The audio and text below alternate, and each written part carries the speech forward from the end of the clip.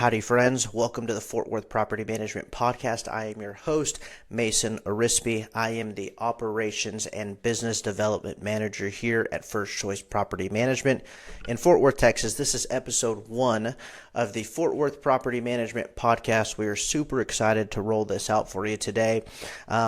This episode is going to be pretty much an introduction to me as your host, my story, where I came from, and our goals with this podcast.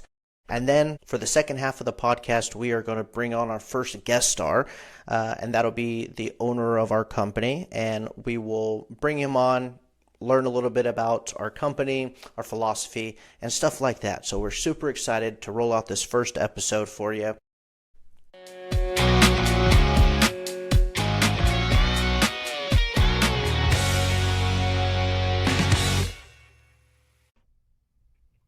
So let's jump right into it. Like I mentioned, my name is Mason Arispe. I work here with First Choice Property Management. I have worked here for almost 3.5 years. Initially as the Business Development Manager, which means I deal with all new business coming into our company. And now I am the Operations Manager, overseeing operations on the management end. But I want to give the audience a chance to get to know me a little bit. And so I am 28 years old. I am initially from West Texas, a town called San Angelo. So shout out to anybody in San Angelo who's currently listening. Went to San Angelo Central High School and then moved up to Lubbock to attend Texas Tech University. So I lived in Lubbock for about 5 years. I attended Texas Tech with a pre-med major with the intention of going to medical school. Towards the end of my time in Lubbock, I was preparing to apply to medical school and then graduated at the end of 2019. Ended up moving back to San Angelo in 2020 whenever COVID hit.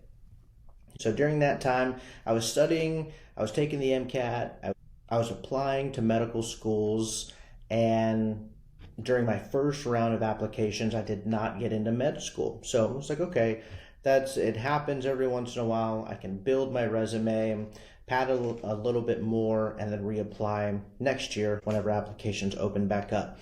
So in the meantime, obviously, I had to go to work in San Angelo.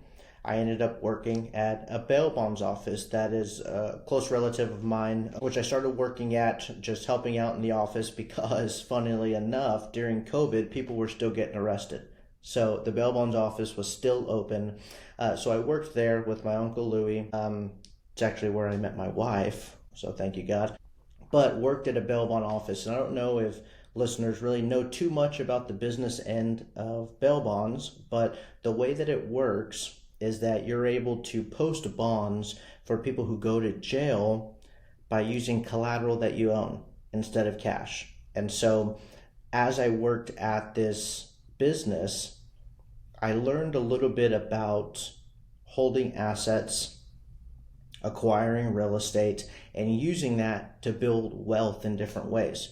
And so extremely thankful to my Uncle Louie at Concho Bail Bonds, who was able to teach me the value in owning real estate, and he just kind of planted the seed. And so I got into learning a lot of different avenues in real estate, and it piqued my interest at that point. And so I looked around in San Angelo, not too many opportunities to learn the in and outs of real estate. I am very much a type of person who wants to learn the intricacies of any business or of any huge transaction like that before jumping right into it. And so a friend of mine, Daniel, and I ended up moving up to Dallas, Fort Worth, right at the end of 2021. I guess at the end of this year, I'll have lived here in Fort Worth for 4 years. My goal was to move up here, get into real estate, and learn the ins and outs of real estate investing. I wasn't sure if I was going to be a wholesaler, a fix and flipper. I wasn't sure what I was going to do, but I know that my end goal was to have rental properties. And I don't know why it never clicked to me that if I want to learn real estate investing, to go to a property management company. It just didn't click. That shows you how little I knew about real estate investing when I first moved up here. But I found the business development role here at First Choice that has truly taught me so much more knowledge that I couldn't be more thankful to have now. Looking back at Mason 4 years ago, I couldn't imagine that I would be in the position that I am now. So super excited to share all of that knowledge with you. That's kind of my journey of how I got here, but a little bit about me, right? What do I like to do in my free times? I'm a big golfer, so on the weekends, if I have free time, I love to go out with some of my buddies, play golf all throughout the Metroplex. Outside of that, my last year has been tied up in planning a wedding. I recently got married to the love of my life. Her name is Cameron. So sorry, ladies, no matter how great this podcast sounds, I'm off the market. We got married at the end of August 30th. So for the past year, every weekend has been tied up with showers, events, traveling, planning. I mean, it's been crazy. So not too much free time, but now we love sitting on the back patio, enjoying coffee in the mornings. It's supposed to be fall right now, but it's a little warmer than we like. So as it cools down, we'll enjoy having coffee on our back patio. We love going to the movies. Tuesdays is our movie day where we like to go do the $5 movies at Cinemark. I'm a big Marvel guy, so we love going to watch Marvel movies. My favorite superhero is Spider-Man.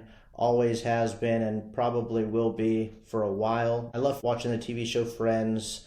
Cam and I are currently watching How I Met Your Mother. We have 2 dogs, an Australian Shepherd named Phoebe, and a Chiweenie named Tucker. As you can tell, huge Friends fan. Naming my dog after Phoebe. I mean, come on now. You have to do it. That's a little bit of a look for our listeners into my personal life, who I am. But let's shift towards why I'm so excited to start this podcast, because it's such invaluable information that I take for granted because I do this every single day. I'm in this job and I forget that the homeowners that call in, their job every single day may be accounting, or maybe a teacher, or construction. That's what you do every day. You know the ins and outs of that, but you don't know the ins and outs of property management or of real estate investing. And so that is our goal with this podcast, is to give you an outlet that you can put on in your car, in the mornings, just have on in the background, but that can also provide some practical information that you can implement whenever you decide it's the right time to invest, right? And so whether you have 0 properties, you already have purchased a house, or you have a real estate portfolio, this podcast is going to be applicable to you, and we will give you actionable items that you can go out into the world, look at properties, and apply every single day. So I want to give you guys a sneak peek into what the Fort Worth Property Management Podcast is going to be. It is going to be some practices that you can take action on today with your rental properties or your house. It will also be bringing on guest stars to speak about their expertise. So maybe successful real estate investors with the big portfolio, some of our trusted vendors like plumbers, HVAC guys, hearing from insurance agents, mortgage agents, different people like that. So we may bring on guest stars to talk about specific topics. I will also give you a sneak peek into some of the topics that we've chosen that may be solo podcasts. So here are a few topics that we have in the pipeline that will be coming at some point. Property management is a partnership. Thinking of, instead of having a service provider, hiring a partner to manage your properties. How to reconcile a security deposit. What is normal wear and tear and what is not. Applicant screening philosophy. The ins and outs of the Texas Property Code. Evictions. Best practices to avoid them. And then also the process of completing it if you ever have to do that. Identifying the best upgrades for long-term ROI, return on investment. Investment strategies like the BRRRR method, buy and hold, fix and flipping, house hacking, stuff like that. All of these are topics that we have in mind for episodes that we're going to bring to you, okay? And so that is going to be what this podcast is initially. As our listeners provide feedback, if we need to make changes, if we need to post more frequently, we will adjust as we need to. But we are going to rely on feedback from you. We're very thankful for each and every one of y'all tuning into the podcast. We want to make this a great show from y'all, and the best way that we know how is to take feedback and learn from you guys. So if you have any feedback, please leave it in a comment below. All right, now we're going to head over to our next segment where we're going to bring on the first guest to the Fort Worth Property Management Podcast. This guest is an entrepreneur. His family has about 50 properties under their belt. He's been a licensed Texas real estate agent since 2009, has had his real estate broker's license since 2015. He has his residential management professional designation and his master property manager designation. He is the current owner of First Choice Property Management and oversees both the management and the maintenance departments of our company. Please help me welcome Rob Kazen. Rob, it's so great to have you on today. Thank you so much for coming and joining us and all the listeners here on the Fort Worth Property Management Podcast. We're happy to have you.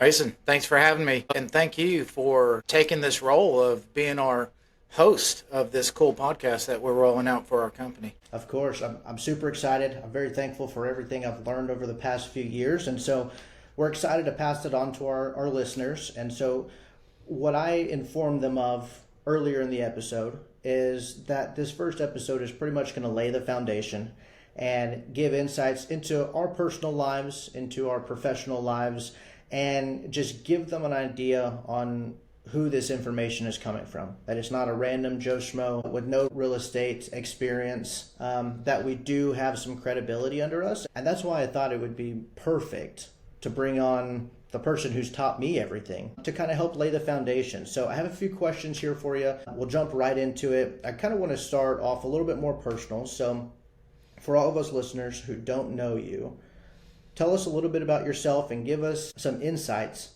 into your life. Yeah, not a problem. Let me go into how my family found here and built our roots in Fort Worth. My dad, my mom, and my brother and I moved to Fort Worth 40 years ago. I was born on a United States Air Force base in Madrid, Spain. My brother Sam was also born on a U.S. Air Force base in Wichita Falls. My brother currently is a lieutenant fireman here in Arlington, Texas.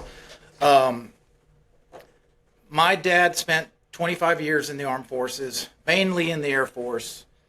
He ended his military career by retiring from the station here in Fort Worth, which many of us knew it by its old name, which was Carswell Air Force Base. And to be dead honest, I'm so glad my dad decided to retire here and raise my brother and I. Fort Worth has been an incredible place for our family.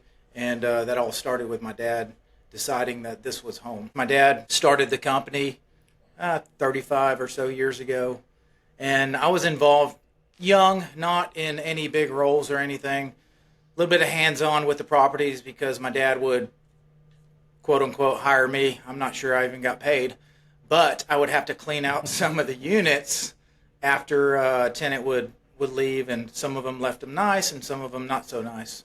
So I was able to kind of endure those aspects of the business early on. I didn't continue in the business when I was younger. I had different aspirations. I guess you can kind of say I was rebellious like many of us when we were the age that I was. And so I ended up spending most of my early work life in the auto salvage industry. I called my dad up one day and asked him if I can come to work for him, if I got a real estate license, working in a property management company. He said yes, and that was back in 2008. Well, if we all remember what was happening in 2008, our market was in a free fall. A lot of hard times for a lot of people, and that's where I got my on-the-job education, was in that market, just head on. Very strange times for everybody, and it was quite the trial by fire. Nice. And a lot of people in the industry now have never been through a market like that. So to have started in that and learn how to maneuver through that must have been incredible. And then fast forward to 2020 to experience a market like that, it must be completely different, right? I mean, a market increases so much, and Now agents are having to figure out how to deal with a little bit of a slower market that is not just throw your property out there and find a tenant immediately, right? So brand new. Well, Rob, tell us about some of your hobbies. What do you like to do whenever you're not at work? It's pretty simple. You can sum it up in about three activities. One, I love my family. I got two beautiful kids, a daughter and a son, and then my wife, who actually works for our company and has for quite some time now, and she's been serving in a pivotal role in our organization. But outside of that, I love fishing, and I love working on car projects and things like that. Awesome. That's great. One of our first outings was to Possum Kingdom Lake. He took me on a boat, took us fishing, and it's honestly, that was within my first 3 months of working on the job, and it brought us immensely closer. So it was great. I'm forever grateful that I got to get out there and catch some good fish. Hey, let's not forget you caught the biggest fish that day. I did. I did. It's probably my personal best. But yeah, filleted it up. Tasted really good that evening, huh? Good times. All right. Awesome. Well, I'd like to just start with how First Choice began. Can you tell us a little bit about that initial story? Even though you weren't too into it at the beginning, I'm sure you witnessed it firsthand. So tell us a little bit about how First Choice began and then how you've seen it change and grow since you've taken over. Of course. Started small. It was just my dad and one assistant property manager and about 50 homes. My family roots are actually pretty deep on the property management scene. I'm a fourth generation property manager. My family had owned a real estate asset that was in California back in the 40s, 50s. I believe it was around that time frame, which we continued to own it until the late 80s. So that was eventually sold through a 1031 exchange, and we bought real estate assets here in Fort Worth back right as my dad retired. That was part of his retirement plan as well. What was it that was sold in California? Was it a single-family home, or what kind of asset was sold in California? No, it was actually a 12-story building with a storefront on the bottom, and the floors above it. The floors above it were apartment spaces. Okay, and they sold that and purchased what type of properties here in Fort Worth? We ended up using the funding from that sale to purchase handful of fourplexes, a handful of duplexes, and a handful of single-family homes. Okay, awesome. And that was back in the 80s, and so are those the initial properties that your dad began managing? Yes, those were exactly the properties that my dad started cutting his teeth on. So back in the day, when my dad was managing with either himself or one other assistant, there was no tech. It was pretty much 3x5 cards. Then eventually spreadsheet programs came. And then back then, property management was like the Wild West too. There wasn't too much regulation. So it was just a different game than the game and strategy that we play today in property management. We did transition from basic management software and phone calls to a real operation whenever I began working with First Choice. We've brought in, digital inspections, online portals for tenants and owners, and eventually a full service maintenance arm. So it sounds like initially it was all pen and paper, word of mouth. There's not a lot of documentation. Fast forward 30 years, everything is documented. Everything has to have a picture. Everything has to be written down, contracts, and then the whole real estate industry that regulates specifically rental properties, right? Yes, of course. And then, of course, we've got to align our operations with the Section 92 of the Texas Property Code. So all that's followed to a T. So I want to go back real quick to when migrated over to Fort Worth. All of these properties were purchased in Fort Worth. Your dad began with managing those. Do you happen to know what piqued his interest in to start managing for other people? There wasn't a lot of property management companies in the area at that time.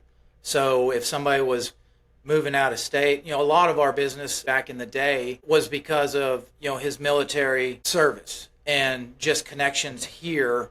So there was a lot of military service members. They had an asset here in Fort Worth. Of course, knowing my dad, knowing that he retired, he's in real estate now. So my dad got a lot of phone calls from that connection right there. Wow. Well, he stumbled into an incredible business, so that's awesome.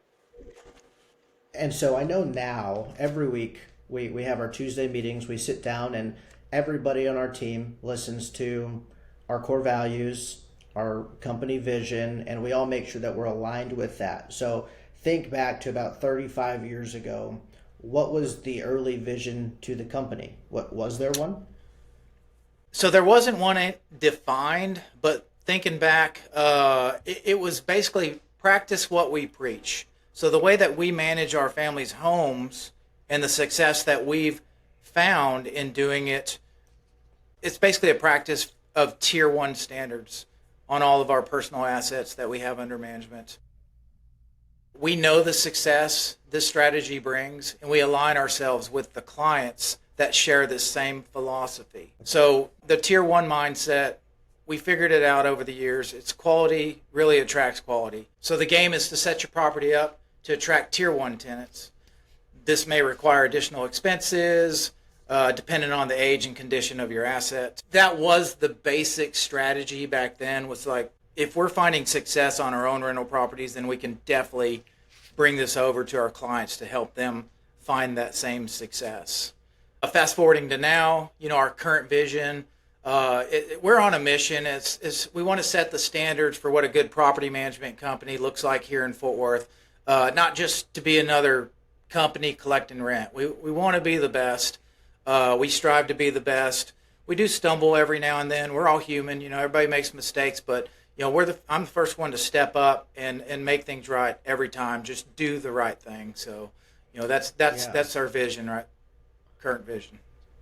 Awesome. And I mean, we say this every week, right? The company vision is to be a time-tested brand and provide local real estate management and maintenance services in Fort Worth, Texas, right? That is our vision, and arguably that hasn't changed in 35 years. That's still a great way to do it, and Rob and his family still currently own all 50 of those properties. I myself have one rental property. All the property managers are real estate investors. We all have rentals. So at First Choice, it's very easy for us all to practice what we preach. We don't want to be hypocrites, but we will be the first to take accountability if something messes up, right? That's kind of what our foundation is and our values as a company. And so when your dad initially started this company, there weren't very many property management companies, right? And so word of mouth was easy to get him properties to bring on to manage, but now it's the opposite. You can throw a rock and find a management company in Dallas-Fort Worth, right? So in your opinion, and you may be biased, but in your opinion, what sets First Choice apart from all the other management companies in DFW? Deep local roots, for one. Of course, real people, boots on the ground. We're not a national brand that's trying to be local. We are a local brand. We actually see the homes we manage. I mean, like every single one. We have boots on the ground, looking at them, going to the properties, checking on them, all that. I know there's management companies out there, not to say that can't be successful, but they're just not in town. But we are. So, again, we're boots on the ground here. We develop strong relationships with our owners and with our tenants. We understand that the relationships are the foundation of having a successful management of any real estate asset that's a rental.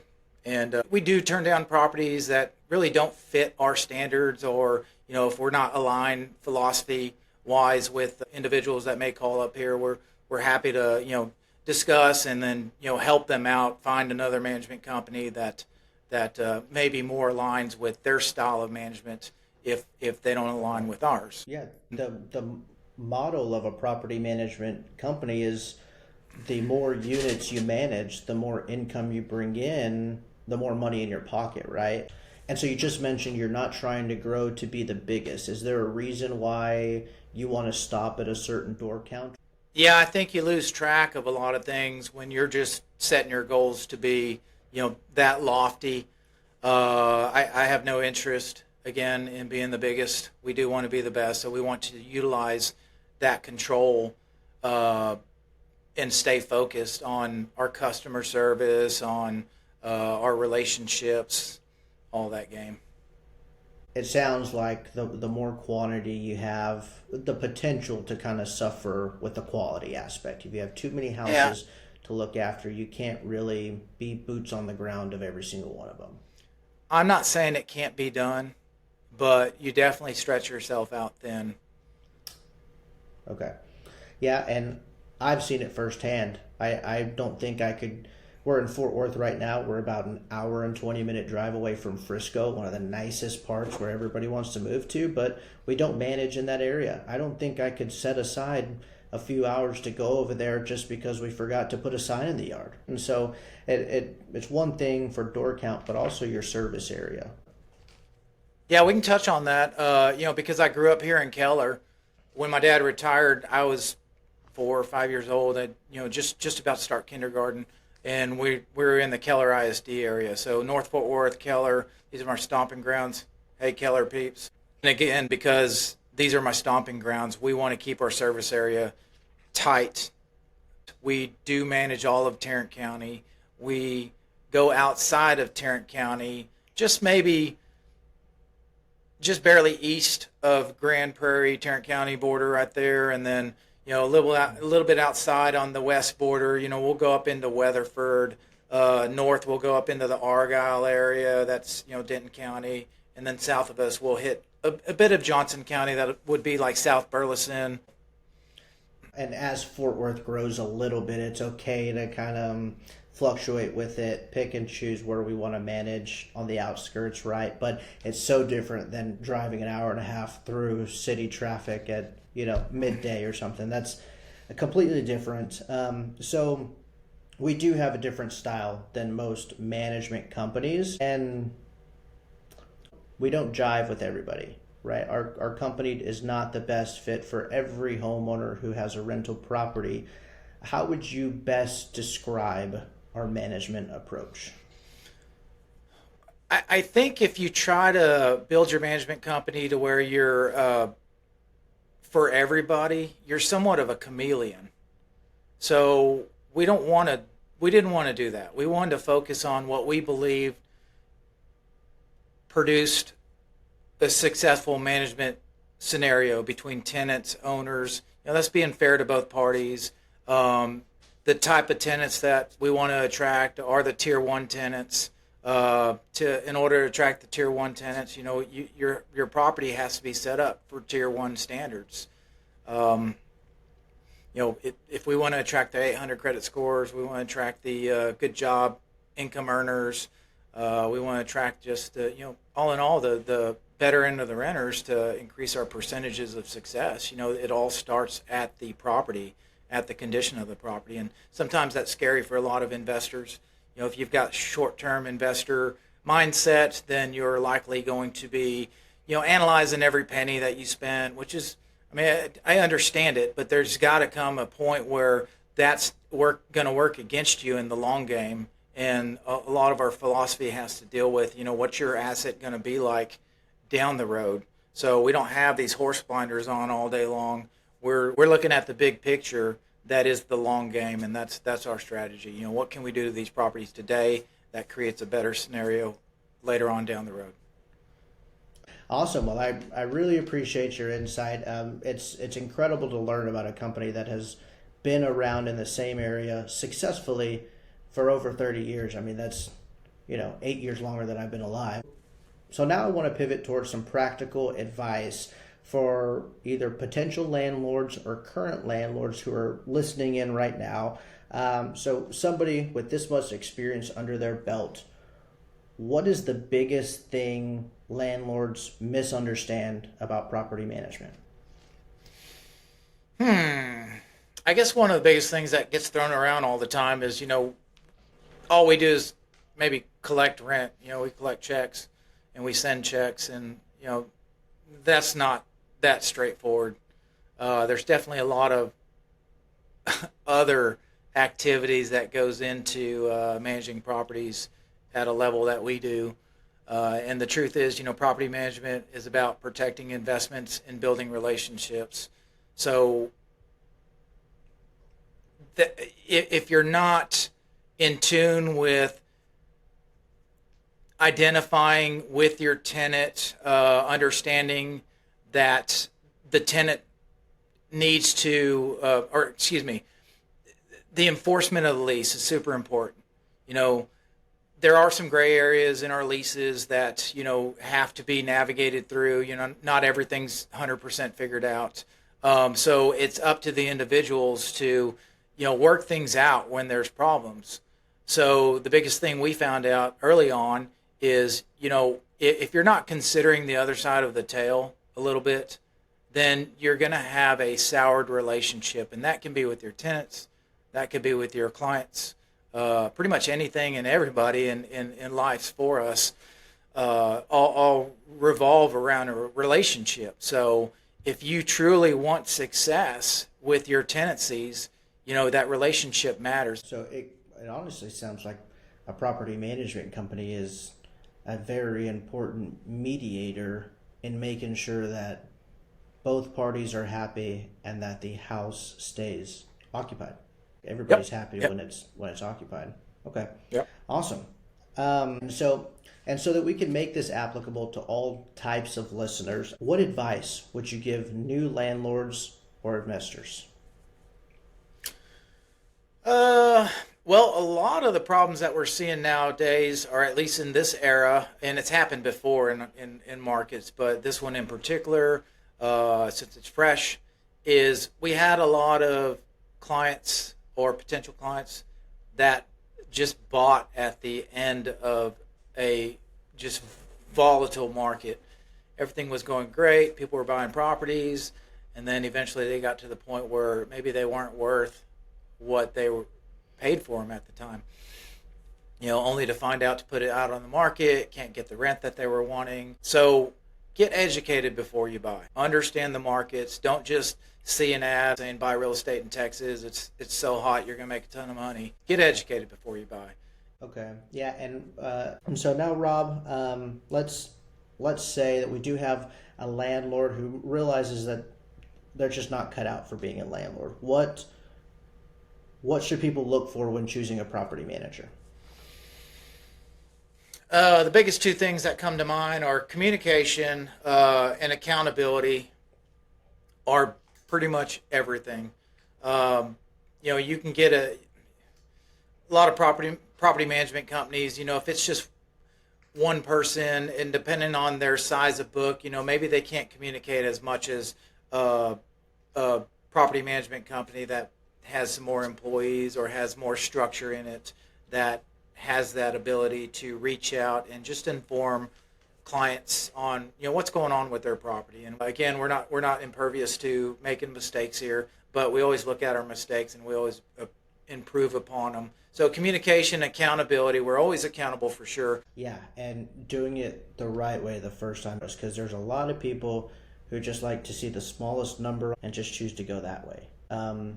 Rob, you and I, we talk with homeowners every day who are either in a pickle, they're in a bind with the tenant, they have something going on at the house that could have been avoided. And so what is the biggest mistake you see owners make when they're self-managing and when they're the landlord? There is quite a bit of desperation when you have a property, it's empty, you've got expenses going out, you got mortgage, taxes, insurance, all that. It's just hemorrhaging out the door. So you want to get it rented. So I would think that a lot of landlords that are self-managing, they just grab onto the first person with cash. And that's absolutely one of the worst ways that you could probably do that type of management. All right, this is a great question. So what we found is, having a property that's empty, you get put in desperation mode in a sense because you're hemorrhaging money on mortgage on it. You got taxes, you got insurance. Maybe you just spent a boatload on expenses on the property. You're wanting a body in there because you want to get some cash in return. I would imagine that a lot of landlords, they get desperate. So they might take the first person with cash, which is a very bad strategy. If you're not doing a thorough application screening, background check, then you're going to miss a lot on the particular individual that might be applying for your property. We go through everything. We're starting with our application process, the regular background checks, we're checking their jobs, we're checking their rental history. Those are the main three things that everybody checks, but we dig in even deeper. We're looking into Facebook. We're looking for tenants that might say that they don't have a dog, but yet yesterday they're posting on Facebook, my 3 puppies, I love them, I just got them, and now I'm going to get a new house, and yada yada yada. So we get in there and we kind of look for stuff like that to figure out the legitimacy of what the tenant prospect is putting down on their application. Yeah, no, I agree with you, because half of it is desperation, the other half is emotion. When you have an empty house that you're paying for, and then all of a sudden somebody wants to move in, somebody's going to be paying the rent, it's not just going to be me, you get so excited, you're ready. Excitement. You have to be able to take that out and say, okay, let's pause, submit this application, and you have to protect yourself 6 months and a year in advance, right? Because you can't just think about that next week or two that they're about to move in. You have to be able to protect yourself all the way through the lease, and that's what a lot of homeowners forget. You get so excited that somebody's about to move in, you're about to have a body in the house, and in reality, you're going to be regretting that decision in a few months. Well, shoot, Rob, I really appreciate you coming on the first episode of the Fort Worth Property Management Podcast. This will not be the last time that Rob joined us on an episode of the podcast. So right here, we have a guy with 16 years of experience under his belt. Both of us are a part of a company that has 35 years of experience here in the Fort Worth area. If there are any questions that we missed that you want to hear answered by Rob in future episodes, please leave us a comment underneath where you're listening to this podcast. We would be more than happy to make a video on it. We will be checking our comments on the videos and on the podcast every week. Guys, we're going to be putting out the podcast on multiple different platforms. Make sure that you share to anybody that you know who could benefit from any of the questions that we answered today. Make sure that you subscribe so that you can get alerted every time we drop a new episode. We will be uploading episodes every other Wednesday with new content. Thank you so much for tuning in, and we are so happy to be starting the Fort Worth Property Management Podcast with you guys. Mason, I want to say one thing. Thank you for taking this role on being the host of this podcast. You're destined to do great things. I can't wait to see some of the interviews and some of the episodes that you have in doing this for Fort Worth Property Management. And I also want to say that we love Fort Worth, and we definitely love this industry. And we're here to keep setting the bar higher for everybody, for our owners, tenants, and clients that we serve. Thank you for the opportunity. Awesome. Thank you so much for those words, Rob. We appreciate you a bunch, and we appreciate everybody for tuning in to episode 1 of the Fort Worth Property Management Podcast. Y'all have a great rest of your day. Talk to you next time.